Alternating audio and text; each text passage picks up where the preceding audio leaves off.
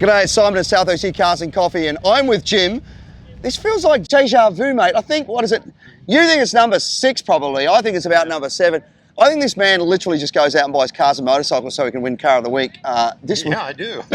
This week is no exception. What have you got this week, mate? It's a 1958 Spatz Victoria 250. And we should explain that Spatz means sparrow in German. Hey, check this thing out. It is super, super cool.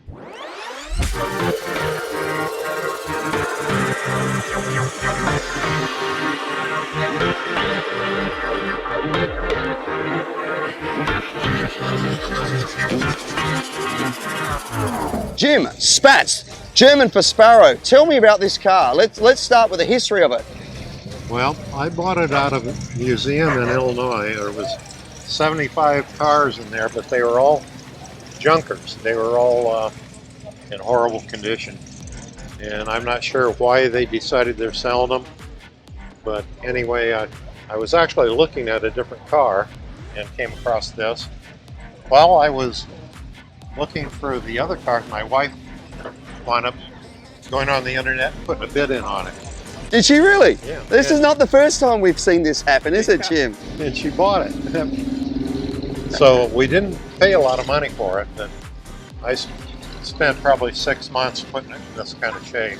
So have you painted it and put it back together and all that sort of stuff? Yes, upholstered it, and cleaned the engine compartment. You couldn't even see the engine in it before. Well, let's talk about that engine. This is a 250, I believe. Is that correct? 250, 2-stroke, air-cooled, and it has a 5-speed gearbox. It's all a transaxle in one unit. Oh, so it's like a Porsche, but only different, right? Yeah, they kind of referred to them as the mini Porsche. Did they really? Yeah. So it's a little air-cooled 250, and 14 horsepower.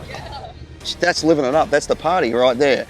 The amazing thing for me, though, let's talk about, I thought that little switch over there could have been the indicator. Now I'm here. I can see the indicator's probably this one over here. But over here, there's a lever and 3 buttons. So let's talk about those for a minute, Jim. Well, the first button is for low gear. The black one is for neutral. The other one over there is reverse. Yep. And then this right here selects gears, depending on where you put it. You can see it's a multi-switch. It'll... So basically, it's a solenoid operated, electrically operated gearbox, correct? Right. Yeah, there's 6 solenoids inside the transmission, and they're all selected from that. Now this right here has a memory to it, where when you let out on the clutch and you take off in low, all you do is push in on the clutch and it shifts to the next gear. Oh, wow. And so on and so forth. So that was pretty high tech for the time, right? Well, definitely different. So the interesting thing about this is that, I guess, I'm just thinking about it, it was probably easier for someone who was electrically competent to basically build an electronics system than it was to try and get a linkage back into the, you think about trying to get linkages from here into the back. Right. It's probably easier just to do electronically, correct? Right, and part of it is that this weighs less than 800 pounds. So they had to save weight everywhere they could. Ah, interesting. So metal linkages and those sort of things would have been added weight, whereas the solenoids. And then with 14 horsepower, you don't have a lot of push, you know? No, you certainly don't. It's a really interesting little car, mate. It's rated at 60 miles an hour with 3 people. And it is a 3-passenger. So let me ask you this question. How would you feel driving down the 405 doing 60 mile on this with 3 people in it? You want to go? Sure. Let me put my camera down. Yeah. It's a great little car. I love it. I'm going to have to go for a ride in your cars one of these days, mate. Is there anything else we should know about this beautiful little thing? Well, you can see here, that's the frame. It's a tube. Yeah, right. Nothing else but that tube. Wow. Running the length to front suspension and the engine in the back. Wow, okay. The strength is in this fiberglass shell that's bolted together on this strip right here. So it goes together like a clamshell. It's almost like a gun on a boat, effectively. Exactly, yeah. Interesting, really interesting.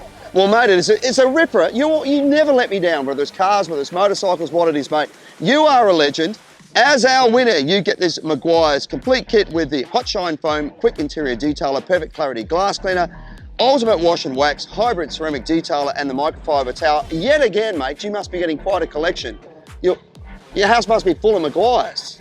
I have a garage where I've got 11 cars, and I have a house that has 10 motorcycles in it. So you need all the Maguires you can get. But I challenge anybody to tell me that they have a wife that will allow 10 motorcycles in the house. I think you're on, mate. I think you're on. Well, congratulations, mate. Great to have you along again, Jim. Great little ride. Thanks for sharing it with us today. Thank you.